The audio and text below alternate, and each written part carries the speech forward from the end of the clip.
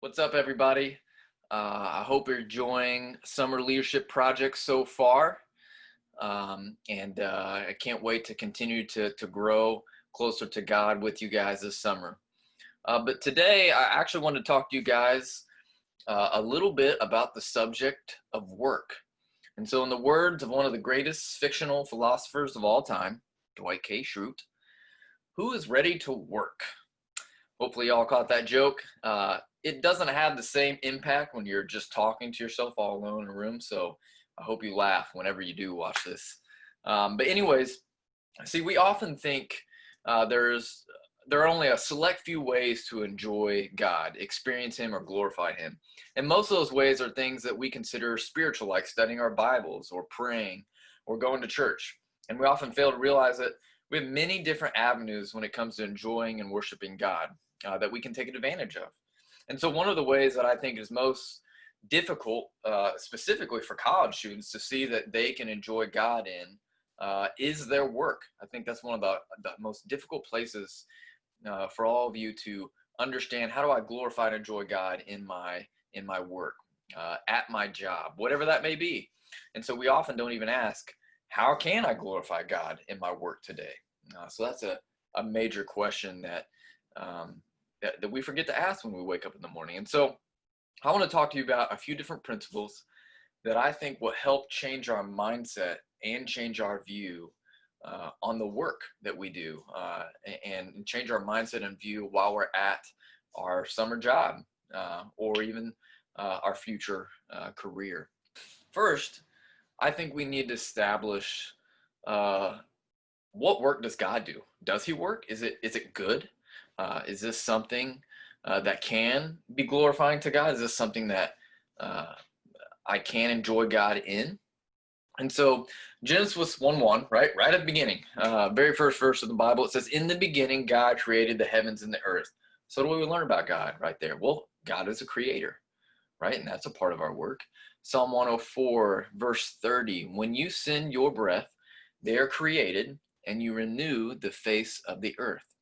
So what do we learn from that verse? Well, God is the sustainer of the earth. He doesn't just create, but He sustains. He sustains our breath as we speak. So He's a sustainer, which is something that we do in work, right? We sustain things of the earth.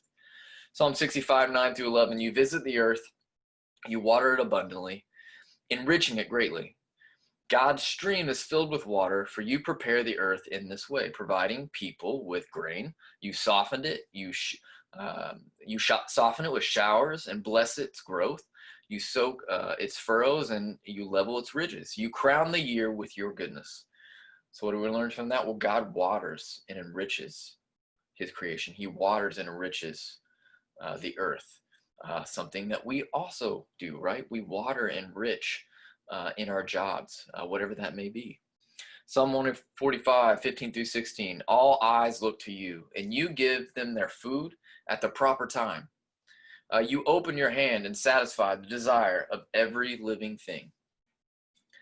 God meets the needs of every living thing, right? So He creates, He sustains, He enriches, He multiplies, right? And He also meets the needs. He serves His creation by sustaining them with everything that they need. So God is working now. He's working always. And whatever your job is for the summer and the future, you get to be a part of God's work in whatever you do. That's crazy. That's astonishing, right? Like that you get to be a part of His work in whatever job that you have this summer or whatever job you have in the future. So approach your job this summer with the mindset you are participating in God's work. And the reason you should approach your job with that mindset is because it's true.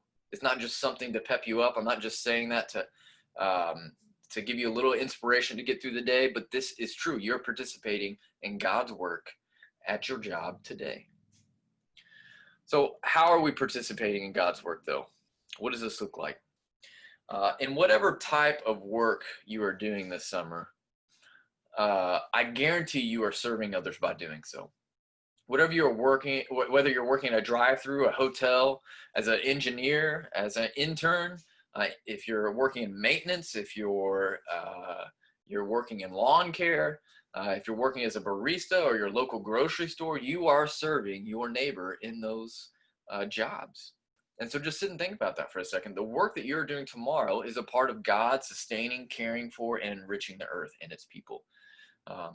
Here's a quote from Tim Keller on work. He says, work is taking the raw material of creation and developing it for the sake of others. Musicians take the raw material sound and bring the meaning of art into our lives.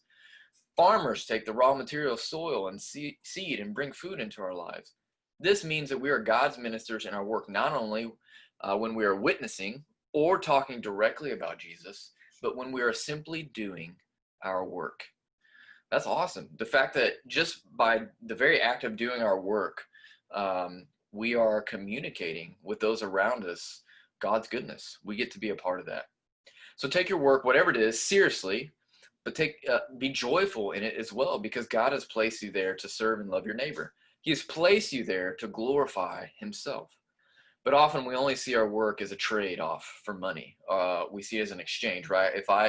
Or a lot of you, that's how you view college, right? I'm just in college so that I can get a good job that I may or may not actually care about. But what I ultimately care about in the end is that I make a living wage that I am provided for. And that's important. That's an aspect of our job. But we've made it the end. We've made work just a means to the end, which is money. And we see our work only as a means to consume.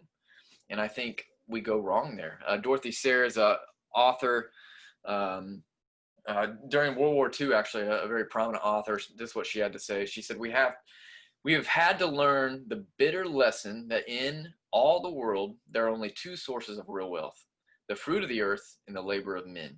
And to estimate work not by the money it brings to the producer, but by the worth of the thing that is made. What is she saying there? She's saying there's inherent goodness in just producing a good product for the sake of producing a good product. Honestly, I think that's why Chick-fil-A is so successful and why they make a lot of money, is because I don't think their main concern is selling chicken. I think their main concern is providing the most excellent product for its customers. And that is the end. That's their end goal. And they just happen to be really good at it, and they just happen to make a lot of money for it. But that is just a byproduct. Lastly, we need to be good stewards of what God has given us. God has given all of you an incredible amount of gifts, talents, and abilities. Unfortunately, most of us go to our jobs just trying to get by, instead of proactively thinking on how to use your gifts in the job that you have right now. Not the one that you're going to have one day, but in the job that you have right now. One of the biggest ways we can glorify God at our work is blessing those around us with the gifts that God has given us. James 1:17 says, every good gift is from above. So ask yourself, what gifts do I have? What passions do I have? How can I take those things into my work? How might God be using me to restore, sustain the created world that I'm a part of? Today, not tomorrow, but today. You were created in the image of your Creator, who has given us the wonderful privilege of participating in his work. Let's not waste it with our approach to work. Instead of seeing it as a necessary evil on the road to making lots of money, instead of seeing it as a necessary evil on the road to make lots of money, see it as an opportunity that it is, which is to glorify God and to enjoy him. Adam in the garden before sin entered the world was commanded to go and unearth treasures.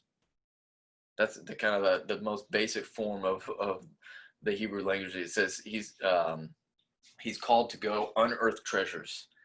So go unearth treasures in the work that you have today.